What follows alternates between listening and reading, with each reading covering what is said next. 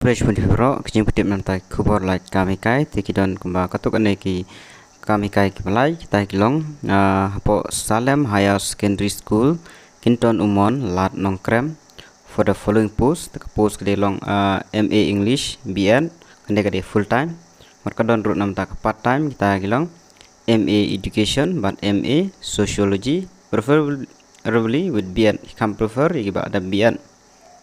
Kalau last date ban submit di application kalong kata tarik jong banai June arjat apply. Teka tarik ban interview kadai khalai tarik jong June arjat apply kapor kalong KAWEI beje min step te un number ba pin kontak ban yo jing tiba kadai kandai so prasan not kandai RR nyo.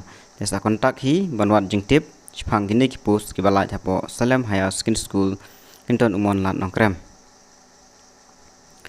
Heran yang sekini application invited for the post of assistant lecturer in economics at Tendring Presbyterian Higher Secondary School.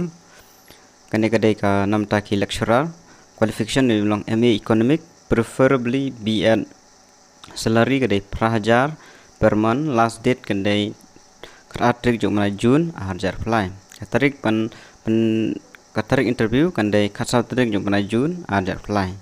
Por shipo bejim step hapo school. For more detail contact nam tagi jing tiba kamne pilawan phone ni kini number nyau not san reu ar pra arwe sau lane pra nyau san lai ar ar.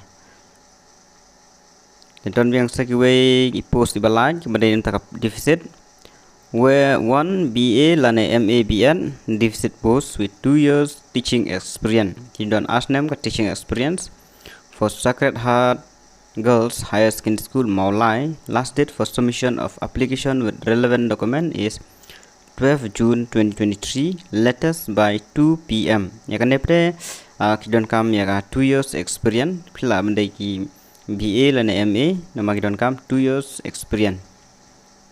Te kan last date kan 12 June 2023.